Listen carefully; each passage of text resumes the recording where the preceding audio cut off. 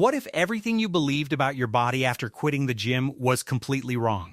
What if the reason you're gaining fat as you get older has nothing to do with age, and everything to do with one silent process happening inside your muscles right now? And what if the protein supplement you've been drinking every morning, thinking it's building muscle, is actually doing almost nothing for that goal? These are the kinds of questions most people never think to ask, and that's exactly why so many people stay stuck, frustrated, and confused about their bodies for years. Today, we're going to tear all of that apart and rebuild your understanding from the ground up. By the time you finish listening to this, you'll understand your body in a way that most people, including people who go to the gym regularly, simply don't. Let's start with the big one, the myth that's been floating around gyms, school hallways, and family dinner tables for decades. You've probably heard someone say it, maybe you've even believed it yourself. If you stop working out, your muscle will turn into fat. It sounds logical on the surface, right? You build muscle, you stop training, the muscle has to go somewhere, so it must turn into fat. It feels like it makes sense. But here's the truth. Muscle and fat are two completely different types of tissue. One cannot biologically transform into the other. Saying muscle turns into fat is like saying your bones will turn into skin if you stop moving. It simply doesn't work that way. What actually happens is a whole lot more interesting and honestly a whole lot more important to understand. To really get this, you need to understand one of the most powerful principles in human physiology, and it's something called time under tension. When you lift weights, when you push, pull, squat, or carry something heavy, you are creating mechanical stress on your muscle fibers. That stress sends a signal to your body that says, hey, we need to be stronger, we need to grow, we need to adapt. And your body responds by repairing those muscle fibers and making them bigger and more resilient than before. This is the entire foundation of how muscle is built. It's not magic, it's not just about protein shakes or gym memberships. It's about putting your muscles under enough stress, consistently enough, that your body has no choice but to adapt and grow. Remove that stress and the signal disappears entirely.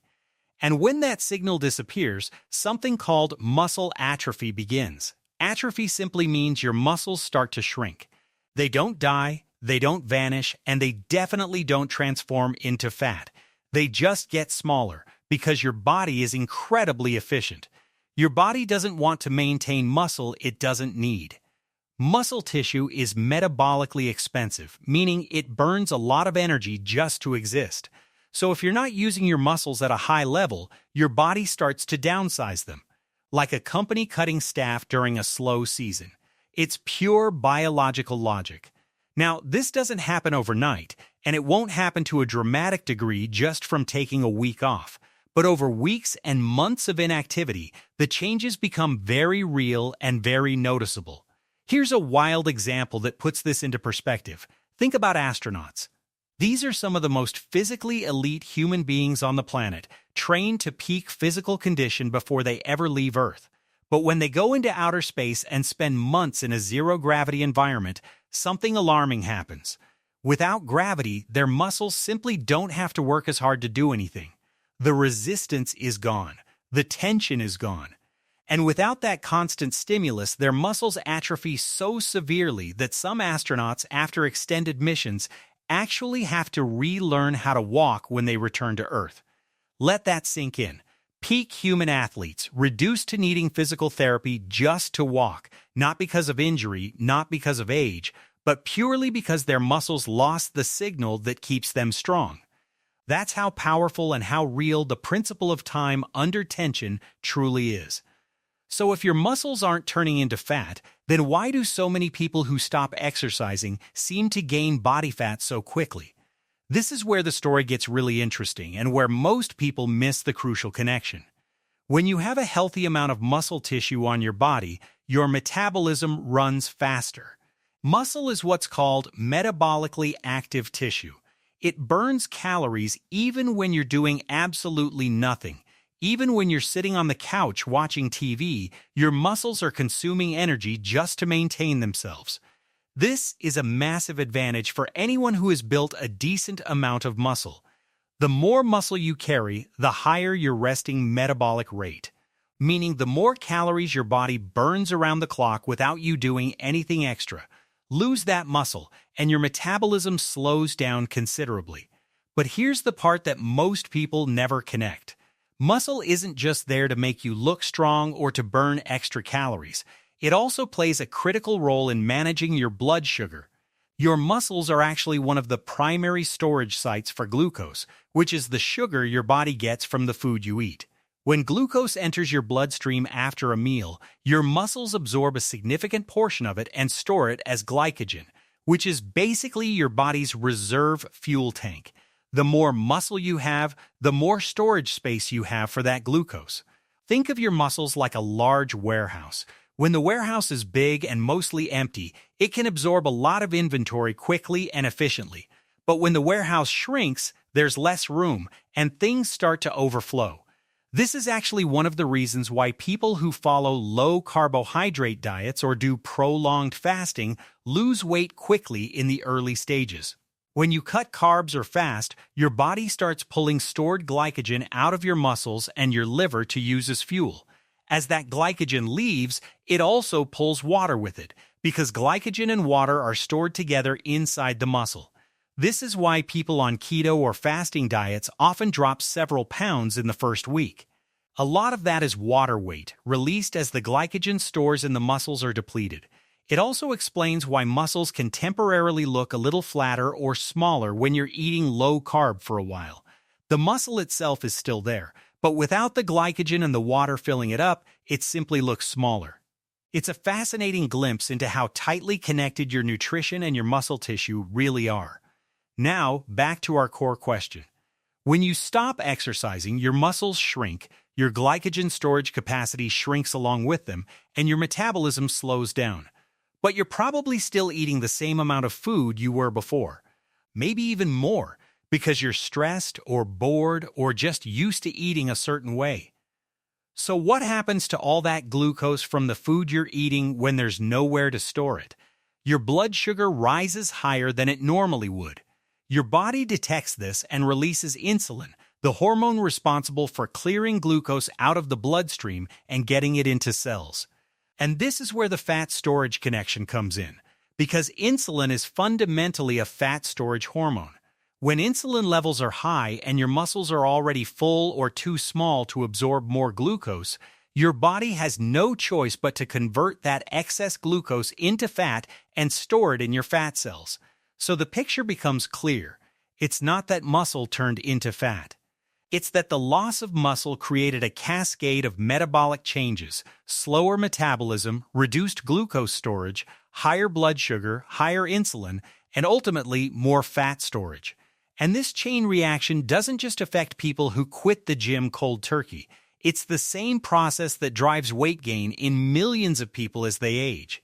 Most people don't realize that we naturally start losing muscle mass in our 30s if we're not actively working to maintain it. It's a gradual process, but over a decade or two, it adds up dramatically. People assume weight gain is just an inevitable part of getting older, something you can't control. But that's simply not accurate. Age is not the villain here. Muscle loss is. And muscle loss is something you can absolutely fight. This is something I've lived personally. I'm older now than I was at 20, obviously, but my body fat percentage, my strength, my overall fitness, it hasn't declined. If anything, I'm more intentional and more disciplined about it now than I've ever been. Because I understand the science. I know that if I stop stressing my muscle tissue, if I stop giving my body a reason to stay strong, I'll start that same slow downward spiral that so many people fall into without even realizing what's happening. The good news is that this is one of the most controllable aspects of your health. You don't have to accept muscle loss. You don't have to accept a slowing metabolism. You have the power to actively build and maintain muscle well into your 40s, 50s, 60s, and beyond. The science fully supports this, and the results are available to anyone willing to put in the work. Now let's shift to the second question, because this one catches a lot of people off guard, including people who are very serious about their health. Collagen protein has become enormously popular over the last several years, Bone broth, collagen peptides, collagen powders, you see them everywhere. Health influencers are raving about them. Wellness brands are selling them by the millions. And there are genuinely good reasons why collagen has gotten so much attention. But here's the thing almost nobody is talking about. Collagen protein is not a good muscle-building protein. And if you've been using it as your primary protein source hoping to build or maintain muscle, you need to hear this right now. Let's start with what collagen actually is, because it's remarkable stuff. Collagen is the most abundant structural protein in your entire body. It's found in your skin, your hair, your nails, your ligaments, your tendons, your fascia, which is the connective tissue that wraps around your muscles, and even your gut lining. Without adequate collagen, your body literally can't hold itself together properly. Our ancestors understood this intuitively even without the science because they ate animals from nose to tail. They weren't just eating the prime cuts of muscle meat. They were chewing on cartilage, boiling down bones for broth, eating the connective tissue around the joints, consuming all the parts of the animal that most modern people throw away or ignore.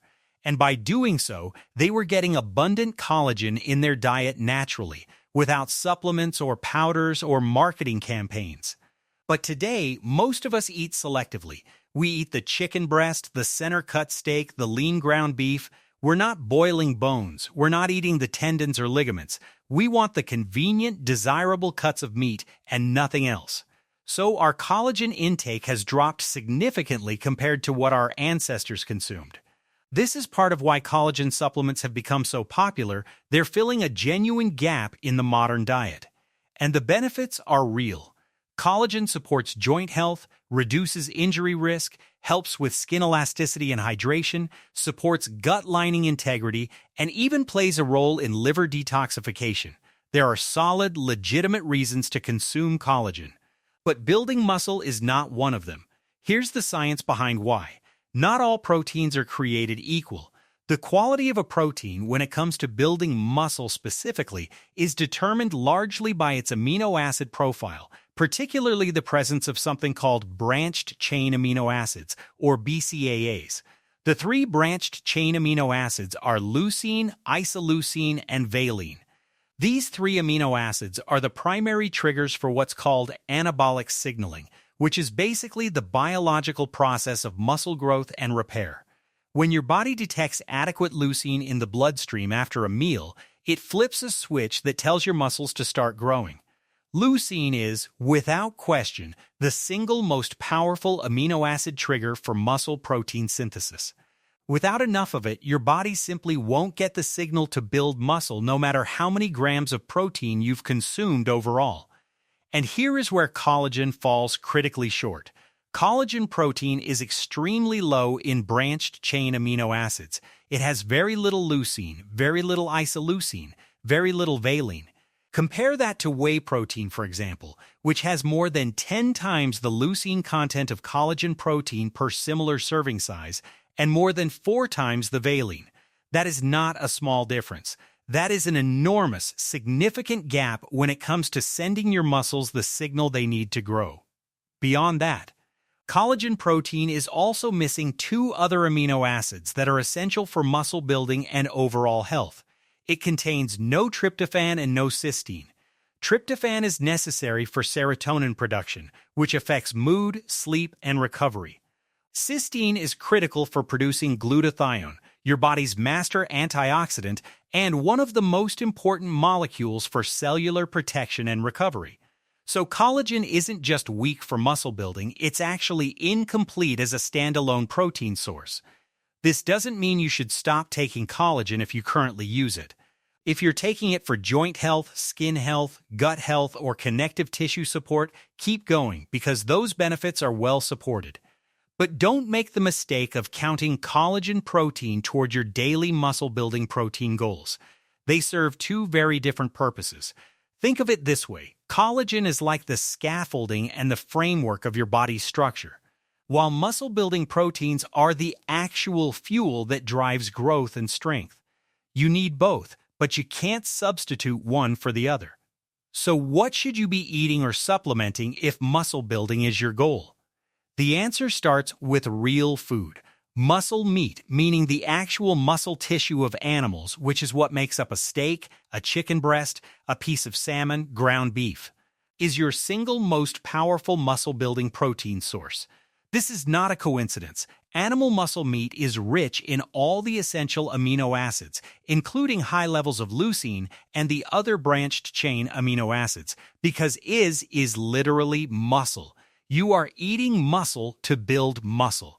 The biological alignment there is remarkable. If you eat animal protein regularly and you're training with sufficient intensity, you have the core ingredients for muscle growth already dialed in. Whey protein is another exceptional option, particularly because of its leucine content and the speed at which your body can absorb it. It comes from dairy, specifically from the liquid byproduct of cheese production. And it contains an amino acid profile that's almost perfectly suited for muscle protein synthesis. If you tolerate dairy well, whey protein is one of the most research-backed, results-proven supplements you can use for muscle building. It's fast-digesting, rich in BCAAs, and highly bioavailable, meaning your body can actually use it efficiently. Many people find it particularly effective consumed shortly after training, when your muscles are primed to absorb nutrients and start the repair process. What if you're plant-based or you don't tolerate dairy well?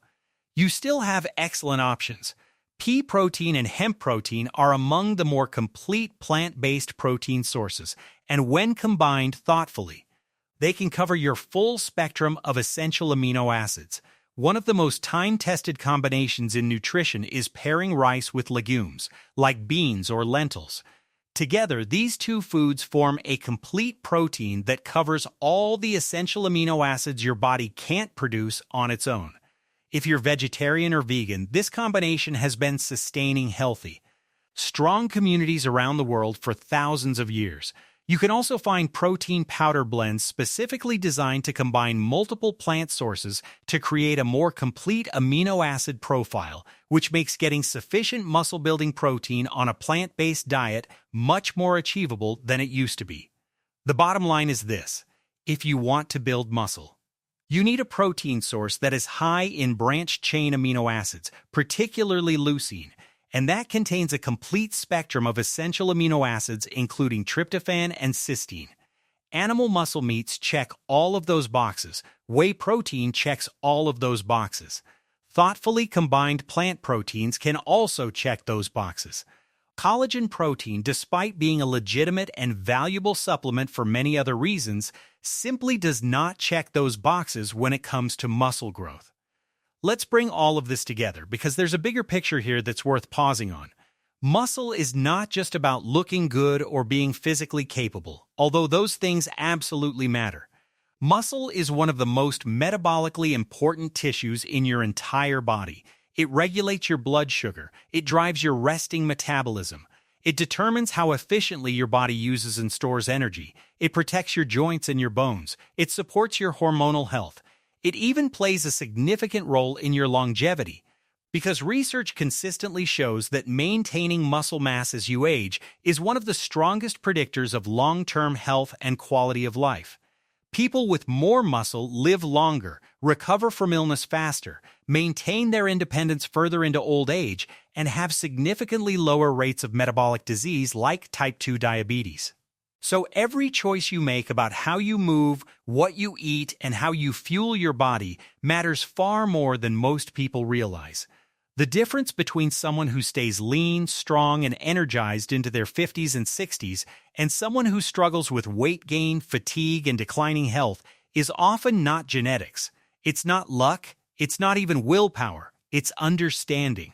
It's knowing what your body actually needs to stay strong and making consistent, informed choices to give it exactly that. The people who figure this out early and act on it are the ones who look back decades later and feel proud of what they maintained. The people who never learn it are the ones who chalk their decline up to getting old, never knowing they had control the whole time. You now have knowledge that most people go their entire lives without. You know that muscle doesn't turn into fat. You know the real metabolic chain reaction that causes fat gain when muscle is lost. You know why collagen protein, despite being valuable, isn't going to build your muscle. and you know what actually will. The question now is simply what you do with it. Start training with intention. Eat protein that actually fuels growth. Take care of your connective tissue, yes, but don't confuse that with muscle-building nutrition. And most importantly, stop accepting the myth that your body's decline is out of your hands. It isn't. It never was.